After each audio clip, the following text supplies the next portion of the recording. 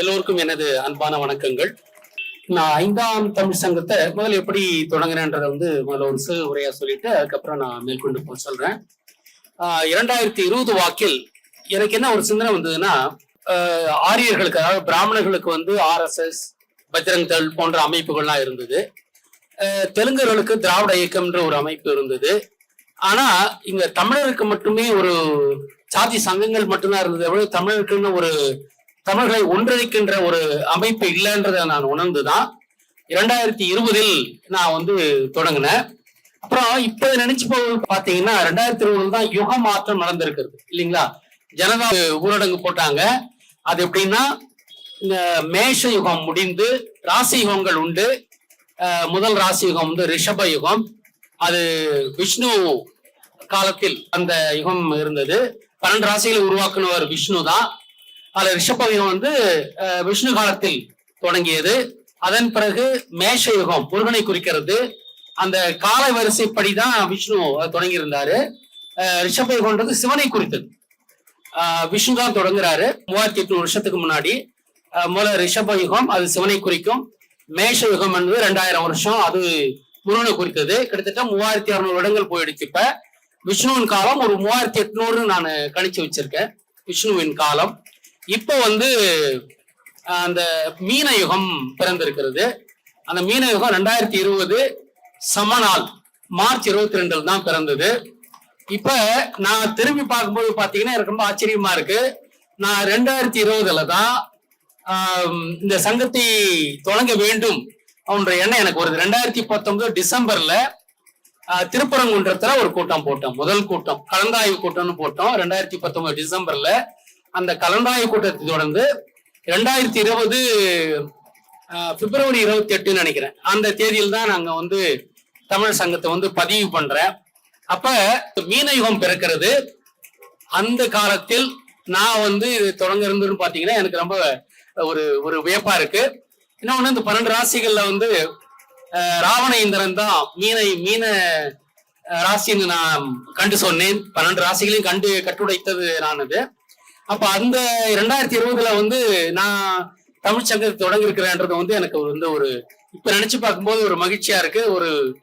ஒரு இன்ப மகிழ்ச்சியா இருக்கு. இது தமிழர்கள் சொந்த மண்ணிலேயே கடந்த 700 வருடங்களாக அடிமைகளாகத்தான் வாழ்ந்து கொண்டிருக்கிறோம். 1336 வித்யாரண்யன் என்ற ஒரு யூத பிராமணன், ஹரிஹர புக்கர் 2 பேரை கொண்டு அவங்க நாயுடுக்கள். அவங்கள தமிழ்நாட்டை கொண்டு தமிழ்நாட்டை ஆள வச்சாங்க. அவர்கள் நாயுடுகள் தான். நாயுடுகளுக்குன்ற பேரே நாய்களாக தமிழர்கள் மீது ஏவி விடப்பட்டவர்கள். இப்படிதான் அந்த நாயுடுன்ற பேரே கூட வந்திருக்குங்க. சோ அது கூட இதுல கூட இந்த பாகுபலி திரைப்படத்துல கூட நாயின்னு ஒரு கூப்பிடுற ஒரு இது வரும் ஆச்சுங்களா, அந்த சொல்லாட்சி வரும். ஏன் அதை செய்யறாங்க பிராமணர்கள் நம்ம மேல? ஏன் மத்தவங்களை ஏவி விட்டாங்கன்னா, இப்ப நான் ஆய்வு செய்து பார்க்கும்போது ராமாயணத்துல அவங்க எழுதின ராமாயணத்துல ராமன் வெற்றி கண்டான் அப்படின்னு தான் எழுதி வச்சிருக்காங்க. ராவண இந்திர கும்பர்கள்லாம் செத்துட்டதாக கொலை செய்யப்பட்ட அவங்க ராமாயணத்துல போடுறான்ல. இதுல என்ன ரகசியம் கிடையாது. இந்த டிவி சீரியல்லாம் போடுறாங்க, அதெல்லாம் பார்த்துருப்போம் நம்ம. ஆனால் உண்மை என்னவென்றால், அப்படி அவங்க உண்மையிலே ஜெயிச்சிருந்தாங்கன்னா ஒவ்வொரு வருஷமும் இந்த ராமலீலான்னு ராவண இந்த கும்பகர்ணனுக்கு சிலை எழுப்பி அது மேல அம்பு பாய்ச்சி தீ வச்சு கொளுத்துறாங்க இல்லைங்களா? அவங்க ஏன் செய்யணும்? அவங்க ஜெயிச்சிருந்தாங்கன்னா செய்ய மாட்டாங்க. ஒவ்வொரு வருஷமும் செய்யறாங்க. ஆனா அவங்க ஜெயிக்கல, அவங்க தோற்றுட்டாங்க. ராமன் தலை அறுபட்டு பாக் ஜலசந்தி, அதாவது நம்ம சேது சமுத்திரத்தில், அது சேது சமுத்திரம் சிவந்த சமுத்திரம் தான் சேது சமுத்திரம். ராமனின் ரத்தத்தால் சிவந்த சமுத்திரம் சேது சமுத்திரம். அங்கதான் மாண்டறாங்க. இப்ப அந்த நிகழ்வாலதான் பிராமணர்கள் யூதர்கள் நம் மீது மிகப்பெரிய காழ்ப்பு கொண்டு தமிழர்கள் என்றைக்கும் அடிமையாக வாழ வேண்டும் என்பதை அவங்க அவங்களுடைய ரகசிய திட்டமா வச்சிட்டு இருக்கிறாங்க. இந்த ரகசியம் தெரியாத வரைக்கும் நாம அடிமையாத்தான் வாழ்வோம். நம்மளால ஆட்சிக்கு பிடிக்க முடியாது. ஏன்னா சிலருக்கு அந்த இது வேணும், அந்த ஒரு ட்ரிகரிங் பாயிண்ட் வேணும். அந்த ட்ரிகரிங் பாயிண்ட் என்பது உண்மைதான். உண்மையிலேயே நாம அவன் அந்த கொளுத்துறது எல்லாம் என்னன்னா, ராவண இந்த கும்பகர்ணனை ஒவ்வொரு வருஷம் கொடுத்துக்கிட்டு இருக்கிறது காரணம் என்னன்னா, அவன் வெற்றி பெறவில்லை, நாம் தான் வெற்றி பெற்றோம். அதனாலதான் அந்த உள் ரகசியம் தெரிகிறதால்தான் தமிழர்கள் தமிழ்நாட்டை ஆளக்கூடாதுன்னு அப்பப்பயும் புது புது ஆட்களை இறக்கி விட்டுருக்கான். அன்னைக்கு வந்து அந்த புக்கர் அவங்களெல்லாம் கொண்டு வந்து இறக்கி விட்டான். அந்த யூத பிராமணன், அதாவது உடுப்பி சங்கராச்சாரி. இப்ப வந்து யாரெல்லாம் இறக்கி விடுறான்றது நம்ம தான் பாக்குறோம். இப்ப நம்ம வந்து டிவிகே போன்ற அமைப்புகள் எல்லாம் இறக்கி விட்டது என்னன்னா, சினிமாக்காரனை மீண்டும் இறக்கி எப்படியாவது தமிழன் ஆட்சியை பிடித்து விடக்கூடாதுன்னு பாக்குறாங்க.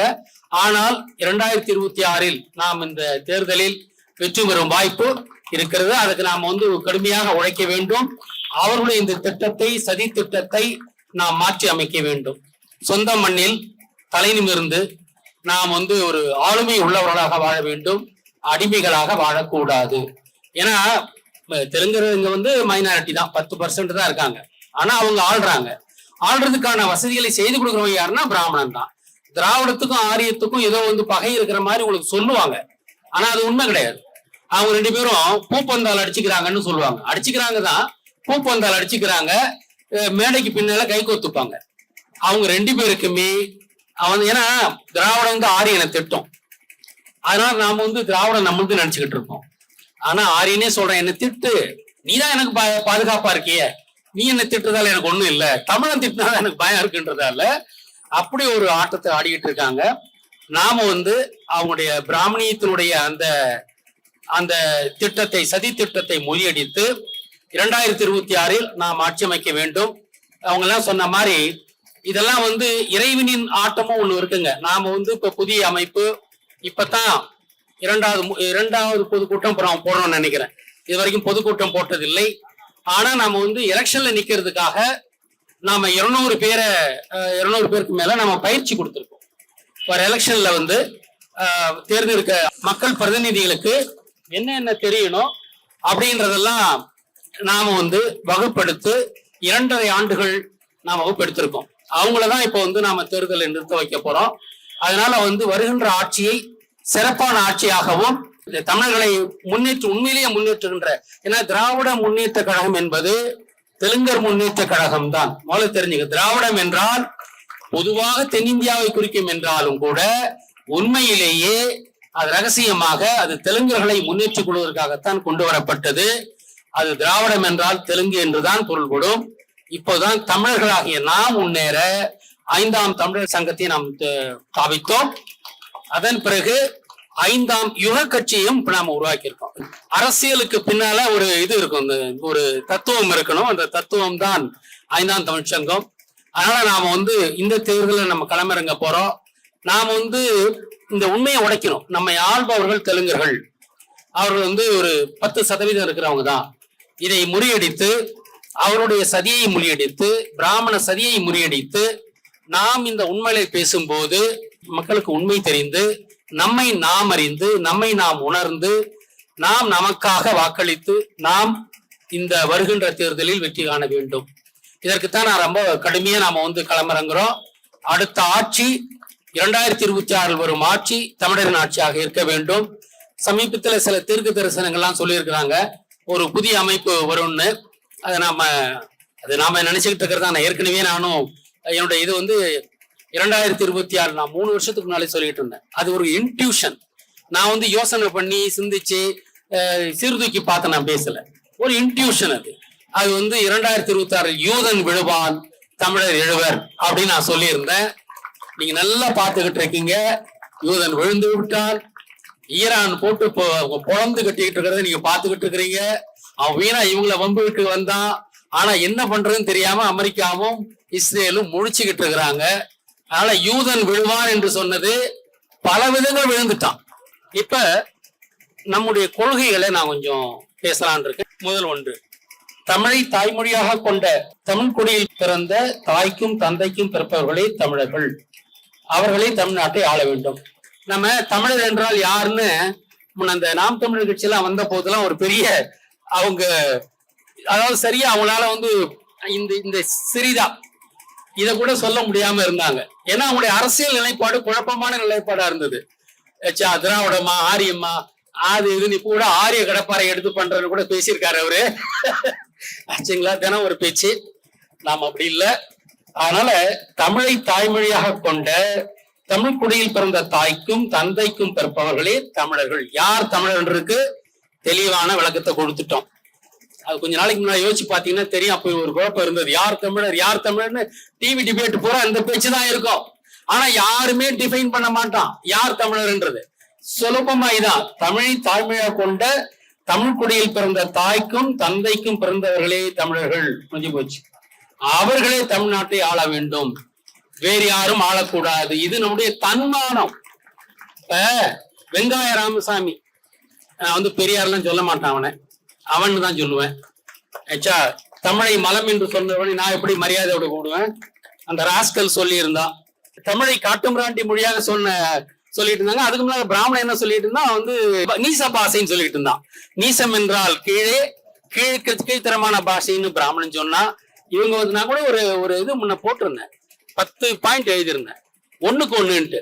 இவன் காட்டுமிராண்டி மொழின்றான் தெலுங்கு திராவிடன், அவன் வந்து நீச பாஷன்னா. இந்த மாதிரி நான் 10 இது முன்னால் எழுதியிருந்தேன். அதை மீண்டும் எழுதி நான் உங்களுக்கு பிறகு சமர்ப்பிக்கிறேன். ஆக தமிழர் யாருன்னு சொல்லிட்டோம், அந்த தமிழர்கள் தான் தமிழ்நாட்டை ஆள வேண்டும் சொல்லிட்டோம். அடுத்தது, அனைத்து மாணவர்கள் கல்வி என்பது மிக அவசியமானது. ஆச்சுங்களா? 18 ஆண்டுகள் உறைவிட குருகுல கல்வி சீருடையோடு நாம் வணங்குவோம் எல்லாருக்குமே. அதாவது ஒரு மாணவனும் விடுபடப்பட மாட்டார்கள். எல்லோருக்குமே சாதி மத பேதம் எந்த இதுவும் இல்லாமல் தமிழகத்தில் இருக்கும் அனைத்து மாணவர்களுக்கும் அதாவது 18 ஆண்டு குருகுல கல்விகளை படிக்க வைக்கும். ஆச்சுங்களா? அது யாருக்கு எந்த படிப்பு பிடிக்குதுன்னு பார்த்து அந்த படிப்பில் படிக்க வைப்போம். இப்ப இருக்கிற இந்த போட்டி அதெல்லாம் எதுவுமே இருக்காது. எல்லோருக்கும் கல்வி அரசு செலவில் வழங்குவோம். இது இலவசம்லாம் சொல்லக்கூடாது, அரசு செலவில் வழங்குவோம், அவ்வளவுதான். ஆச்சுங்களா? அடுத்தது, தமிழ்நாட்டின் கோயில்களை ஆசீவக முறையில் சீரமைப்போம். இப்ப பாத்தீங்கன்னா அங்க சண்டிகேஸ்வரன் இருப்பான் ஒவ்வொரு சிவன் கோயில்லையும். அப்புறம் மைசாசுர மர்தினி இருக்கும். மைசாசுர மர்தினி வந்து துர்கை.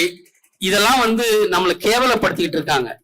அதாவது நீங்க வந்து இப்ப அந்த சண்டிகேஸ்வரனும் மகிஷாசுர மர்தினியும் இருக்கிற சிவன் கோயில் எது என்றால், அந்த கோயிலில் இருக்கிற மூல விக்கிரகம் எது என்றால் துர்கையும் மைசூரை ஆண்ட மகிஷாசுரனும் தான். அதுதான் சிவன் கோயில். இப்ப அந்த சண்டிகேஸ்வரனை அடிச்சு நோக்கி வெளியில் தூக்கி போட்டுட்டு அந்த அந்த துர்கையை அடிச்சு வெளியே போட்டா தான் அது உண்மையிலேயே சிவன் கோயிலாக மாறும். இதை நம்ம செய்வோம். ஏன்னா இப்ப வரலாறு தெரிஞ்சிருச்சு, நமக்கு செய்த துரோகம் தெரிஞ்சிருச்சு. இதையெல்லாம் மாற்றி வைப்போம். அப்புறம் அனைவருக்கும் சமமான நீதி மற்றும் உடனடி தீர்வு கிடைக்க நடமாடும் நீதிமன்றங்கள் கொண்டு வரப்படும். இப்ப ஒரு பிரச்சனை எங்க இருக்குன்னா அந்த இடத்துக்கே ஜுடிஷியரி போயிடும். நாங்களுக்கு கேரவான் கொடுத்துருவோம். அந்த முழு செட்டப்புமே அந்த ஊர்ல பிரச்சனையா அவங்க வந்து ஒரு கேஸ் கொடுத்துட்டு வழக்காடிக்கிட்டு கீழ் நீதிமன்றம், மேல் நடுத்தர நீதிமன்றம், இது ஹைகோர்ட், உச்ச நீதிமன்றம்லாம் இருக்காது. ஒரே நீதிமன்றம் தான். அதுக்குன்னா ஸ்பெஷல் அப்பீலுக்கு மட்டும் ஒன்னு சிம்பாலிக்கா வச்சிருப்போம். ஒரு பிரச்சனைன்னா அந்த ஊருக்கு நீதிபதி குழு கேரவான்ல போய் கேம்ப் அடிச்சிருவாங்க. அந்த ஊர்ல இருக்க மக்களுக்கு தானே எல்லாம் தெரியும். அவங்கள வந்து எங்கேயோ ஒரு இதுக்கு டிஸ்ட்ரிக்ட் ஹெட் குவார்டர்ஸ் கூட்டிங்கன்னா யார் செலவு பண்ணி கூட்டு வருது போறது? அந்த ஊருக்கே போ, அந்த ஊர் பிரச்சனையை அந்த ஊர்லயே முடிச்சு வச்சிரு. அப்ப அந்தந்த ஊருக்கு நீதி குழுக்களை அனுப்பி வைப்போம். அப்புறம் காகித பணம் ஒரு ஃப்ராடுங்க. காகித பணம் இருக்கவே கூடாது. எல்லாமே காப்பர், சில்வர், கோல்டு, இது 3ல தான் நாணயங்கள் இருக்கணும். இதுல இருந்தாதான் அதுவும் வந்து அந்த நாணயத்தினுடைய உண்மையான மதிப்பும் அதனுடைய முக மதிப்பும் ஒன்றாக இருக்க வேண்டும். அப்படி ஒரு நாணயத்தை நாம் கொண்டு, அப்பதான் பணவீக்கம் இருக்காது, அப்பதான் நாம் சுரண்டப்பட மாட்டோம். இப்ப இந்த ரூபாய் நோட்டு அச்சடிக்கிறாங்க, யார் அச்சடிக்கிறாங்கன்னு தெரியுமா? அங்க ஒரு கண்டெய்னர் கூட அச்சடிச்சுக்கிட்டான்னா உங்களுக்கு தெரியுமா? தெரியாதுல்ல. வெறும் பேப்பர், 2 பைசா பேப்பர்ல 2000 ரூபாய் அச்சடிச்சுக்கிட்டாங்கன்னா அதை வந்து நமக்கு தெரியுமா? அப்படி நடக்கலன்னு இப்ப நம்ம உறுதியா நினைக்க முடியுமா? எதை வச்சு நினைக்க முடியும்? எங்கு பார்த்தாலும் ஊழல் இருக்கும்போது அதுல ஊழல் இருக்காது நினைக்கிறீங்களா? காகித பணத்துல, காகித பணம் யூதன் லண்டனில் கொண்டு வந்தது. யூதன் தான் கொண்டு வர்றான், அவன் தான் அதனால அனுகூலம் அடைகிறான். அதனால காகித பணம் இருக்கக்கூடாது. இது தாமிரம், வெள்ளி, தங்கம், இதுல மட்டும்தான். அதுலயும் அதனுடைய உண்மை வேல்யூ அதனுடைய ஃபேஸ் வேல்யூ ஒன்னா இருக்கும். அந்த மாதிரி நாணயத்தை நாம வந்து நாணயத்தை வந்து இத்தனை ரூபான்னு சொல்ல மாட்டோம். 1 கிராம் 2 கிராம் 5 கிராம் 10 கிராம் இப்படிதான் நாணயத்துக்கு நம்ம வந்து கிராம் கணக்கு தான் வைப்போம். அதுக்கு அன்னைக்கு என்ன மதிப்பு அதை அரசாங்கம் காலையில 6 மணிக்கு வெளியிடும். அதை வச்சு நீ ட்ரேடிங் பண்ணீங்க. ஒரே காயின் தான், பண மதிப்புலாம் அன்னன்னைக்கு காலையில சொல்லும். இன்னைக்கு இந்த 1 கிராம் காப்பருக்கு என்ன விலைன்னு சொல்லும். அதை வச்சு அன்னைக்கு ட்ரேடிங் நடக்கும். அப்படி கொண்டு வர போறோம். காகித பணம் முற்றாக அழிக்கப்படும். காகித பணம் தான் பணவீக்கத்தை கொண்டு வருகிறது. யார் அச்சடிக்கிறான், எவ்வளவு அச்சடிக்கிறான், அது எப்படி பயன்படுத்துறான்னு நமக்கு தெரியாது. நம்முடைய முதன்மையான இதுவே இது நாணயம் என்பது நாணயமா இருக்கணும். அது இல்லை இன்னைக்கு. அதனால நாம என்ன சொல்றோம்னா, அந்த தாமிரம் வெள்ளி தங்கத்தில் மட்டும்தான் நாணயங்களை நம்ம வெளியிடுவோம். காகித பணம் இருக்காது. அது முக்கியமான கொள்கை. ஏன்னா நம்மளை காக்கின்ற ஒரு கொள்கை அது. அப்புறம் உடலுக்கு தீமை தரும் காய்ச்சிய மதிபானங்களை தடை வைக்கப்பட்டு தென்னங்கள் பணங்கள் இது வயல் திராட்சையிலிருந்து வர வயல் இதை மட்டும் அனுமதிக்கப்படும். அடுத்தது கல்விக் கொள்கையில் இருமொழி கொள்கை. தமிழும் ஆங்கிலமும் சமமாக கற்றுக் கொடுக்கப்படும். ஆங்கிலம் என்பது உலகத்தோடு உறவாடுகின்ற அளவில் நல்லா பேசவும் எழுதவும் கற்றுக் கொடுக்க வழியிலும் நம்ம ஆங்கிலத்தையும் கற்றுக் கொடுப்போம். ஆங்கிலம் தெரிந்தால் தமிழ் வாழும். உண்மையிலே அப்படித்தான். ஏன்னா உண்மையா நான் எல்லாம் சின்ன வயசுல ஆங்கிலத்தை ரொம்ப படிச்சுட்டு போனவங்க தான். ஆனா இன்னைக்கு ஆங்கிலம் நல்லா எனக்கு தெரியும். ஆங்கிலத்தை ரொம்ப சிறப்பா படிச்சாலும் கூட நான். ஆனா இன்னைக்கு எதுக்கு நான் தொண்டு செஞ்சுக்கிட்டு இருக்கிறேன்? தமிழுக்கு தொண்டு செஞ்சுக்கிட்டு இருக்கேன். ஆச்சுங்களா? ஏன்னா தமிழ் இல்லாம ஆங்கிலமே கிடையாதுங்க. நான் அது நிறைய ஆய்வு செஞ்சுட்டேன். நான் கூட அடிக்கடி சாதாரண 2 வார்த்தை சொல்லுவேன். வாயில இருந்து வர்றது வாய்ஸ், நாக்குல இருந்து வர்றது நாய்ஸ். இதே சொல்லும். ரொம்ப சிம்பிள் வேர்ட்ஸ். தமிழ் தான் ஆங்கிலம். பொத்தான் பட்டன் நிறைய இது இருக்கும். பேச்சு ஸ்பீச்சு, பஞ்சு ஸ்பாஞ்சு சொல்லிக்கிட்டே போலாம். தமிழ் இல்லாமல் ஆங்கிலம் நிற்காது. ஆச்சுங்களா? தமிழ்ல இருந்துதான் ஆங்கில சொற்கள் வந்தது. இப்ப நமக்கு ஆங்கிலம் தெரிஞ்சதால அப்படி பேசிக்கிட்டு இருக்கோம். ஜெர்மன் மட்டும் என்ன ஆச்சுங்களா? இது என்ன நண்பர் வந்து ஸ்லோவைக்கியாவில இருந்து ஒரு நண்பர் என்ன வந்து பார்த்தாரு. அவர் வந்து இங்க வந்து என்னோட தங்கி இருந்தார். 20 நாள் தங்கி இருந்தாரு. அவர் வந்து அந்த ஸ்லோவேனியா நாடு, சொல்வேனியன் சிவன் பேரால இருக்கு நாடுங்க. வேணியன்னா யாரு? முடி வச்சவன் சிவன். சொல்வேனியன், சொல்வேனியா, ஸ்லோவேனியா. சொல்வாக்கியம், ஸ்லோவாக்கியா. அந்த ஸ்லோவாக்கியால தான் என் நண்பர் என்ன வந்து பார்த்தாரு. நான் போட்ட வீடியோவை பார்த்துட்டு வந்து இங்க வந்துட்டு அவங்க போகும்போது அவங்க மனைவி மக்களோட வந்திருந்தாங்க. 20 நாள் நான் வச்சு அவங்களெல்லாம் தமிழ்நாடு பூரா சுத்தி காமிச்சேன். அவங்க போகும்போது என்ன நினைக்கிறீங்க, என்ன என் பாட்டி வீட்டை விட்டு போறேன் அப்படின்னு ரொம்ப நெகிழ்ந்து சொன்னாங்க. அதாவது அவங்க இந்த நிகழ்ச்சி இருந்தது அவங்க கிட்ட. என்னுடைய பாட்டி விட்டு நான் போறேன் அப்படின்னு அந்த அம்மா சொன்னாங்க. அவங்க ஸ்லோவேக்கியால இருந்து வந்தவங்க. ஆக இந்த உலகத்தின் முதல் மொழிகளுக்கு எல்லாத்துக்குமே தாயானது தமிழ். அது வந்து இதுதான் நான் மூலம். ஆனா இன்னைக்கு தமிழ்நாட்டுல நாம வந்து சொந்த இடத்தில் அடிமையாகத்தான் வாழ்ந்துகிட்டு இருக்கோம். இதை மட்டும் மறந்துடாதீங்க. அடுத்த ஆட்சி தமிழின் ஆட்சியாக இருக்க வேண்டும். நாம் ஒவ்வொருவரும் மிக கடுமையாக உழைக்க வேண்டும். அப்புறம் தமிழ்நாட்டில் இருக்க அனைத்து கோள்களிலும் தமிழ் தான் வழிபாட்டு மொழியா இருக்கும். சமஸ்கிருதம் இருக்காது. அனைத்து தொழில்நுட்பத்திலும் தன்னிறைவு அடைதல் தமிழ்நாட்டுல. நீங்க வந்து வெளிநாடு போல அனைத்து முன்னணி தொழில்நுட்பமும் தமிழ்நாட்டுல பண்ண முடியும். ஆச்சுங்களா? எல்லாம் பண்றாங்க. நீங்க ஜப்பான், சைனா, கொரியா எல்லா கீழே தேசங்களும் நல்லா இருக்குல்ல. ஆச்சுங்களா? ஆனா தமிழ் தானே மூத்த மொழி. தமிழ்ல எல்லாமே இருந்தது இல்ல. இன்னொன்னு தமிழ் பேசும்போது சொன்னது என்னன்னா, கிருஷ்ணன் காலத்தில், அதாவது ஏன் அது 2000 வருஷத்துக்கு முன்னால வரைக்குமே நம்ம கிட்ட இன்னைக்கு இருக்கிற அனைத்து தொழில்நுட்பமும் தமிழர்களிடம் இருந்தது. உலகத்திலும் இருந்தது. எகிப்து எல்லா இடத்துகளிலும் இருந்தது. இதையெல்லாம் அழித்தவர்கள் யூதர்கள். பரசுராமன் தான். இதுல வந்து பாத்தீங்கன்னா உறையூர்ல, திருச்சி உறையூர்ல பஞ்சவர்ணீஸ்வரர் கோயில் இருக்கு. அது பரசுராமனுக்காக கட்டப்பட்ட கோயில். அந்த கோயில் வந்து அங்க வந்து ஒரு சைக்கிள் பிம்பம் அச்சடிச்சிருப்பாங்க. அந்த சைக்கிள் பிம்பம் எதை குறிக்குதுன்னா, அந்த கோயில்ல வந்து அதை பத்தி எல்லாம் நம்ம பிரவீன் மோகன் சொல்லி இருப்பாரு. அந்த இது என்னன்னா, நான் அது உணர்ந்தது என்னன்னா, சைக்கிள் வந்து நவீன தொழில்நுட்பத்தை குறிக்கிறது. அந்த தொழில்நுட்பத்தை அழித்தவன் பரசுராமன். அந்த பரசுராமனுக்கு கட்டப்பட்ட கோயில் தான் திருச்சியில் உறையூரில் உள்ள பஞ்சவர்ணீஸ்வரர் கோயில். நீங்க வந்து ஜெயின் கொடி பாத்தீங்கன்னா 5 கலர் தான் இருக்கும். நம்ம கொடியில 6 கலர் இருக்கும். ஒன்னு 7வது கலர் வந்து டிரான்ஸ்பரன்சி. நமக்கு 6 வண்ணங்கள், பார்க்கின்ற வண்ணங்கள். ஜெயின் கொடி வந்து மகாவீர், அது நம்ம ஆசீவகத்தை காப்பி அடிச்சு கொண்டு வந்ததுதான் அந்த ஜெயின் மகாவீர் கொடி. அதுல வந்து 5 வண்ணங்கள் இருக்கும். இதெல்லாம் எப்படி நம்ம கிட்ட இருந்து எல்லாத்தையும் எடுத்துட்டு அவங்க தங்களுடையதான் மாத்திருக்கிறாங்க. அப்படி நம்முடைய தொழில்நுட்பங்களை அழித்தவர்கள் தான் யூதர்கள். அந்த யூதர்கள் பரசுராமன், அவனுடைய கோயில் தான் திருச்சி உறையூரில் இருக்கிற பஞ்சவரீச கோயில். அந்த கோயில்ல வந்து சைக்கிள் அடிச்சிருக்கிறது காரணம், சைக்கிள் என்பது நவீனத்தை குறிக்கிறது. அந்த நவீனத்தை அழித்தவன் பரசுராமன் என்பதை குறிக்கிறது தான் இருந்திருக்கு. அது வரைக்கும் நாம வந்து 2000 ஆண்டுகளுக்கு முன்னால இன்னைக்கு இருக்கிற எல்லா தொழில்நுட்பமும் தமிழ்நாட்டுல இருந்ததுங்க ஆச்சுங்களா. நான் முன்ன கூட வந்து 2G ஸ்பெக்ட்ரத்தை பத்தி கூட நான் சொல்லியிருந்தேன். ஏ ராஜா 2G தொழில்நுட்பம்.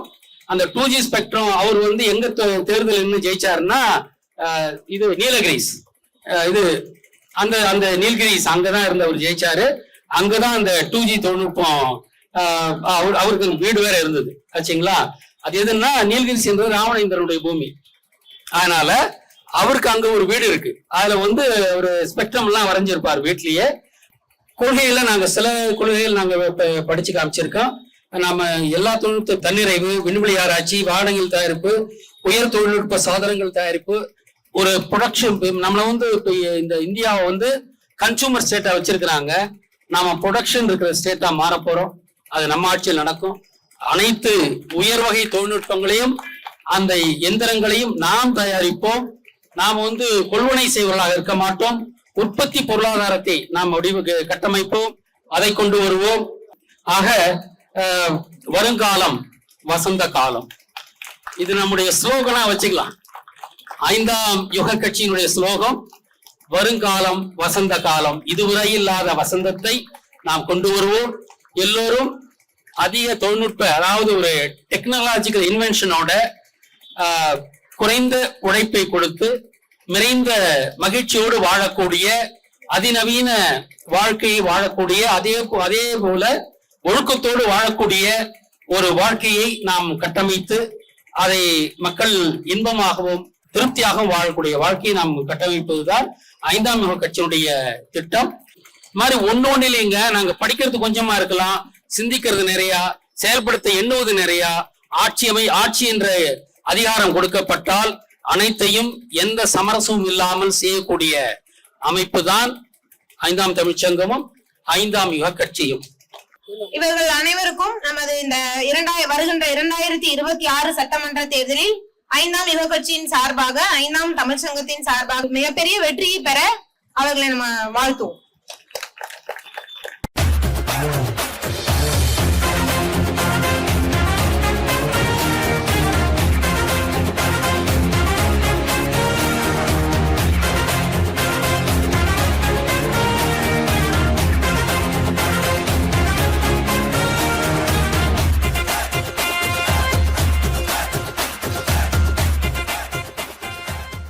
இத்தனை ஆயிரம் வரலாற்று உண்மைகளையும் மீட்டெடுத்த ஒரு ஒப்பற்ற மாமனிதராக, ஆய்வாளராக, சொல்லாய்வாளராக இருந்து கொண்டிருக்கிற நமது ஐயா பாண்டியன் ஐயா அவர்களை மறைப்பதற்கு படாத பாடுபட்டு கொண்டிருக்கிறார்கள்.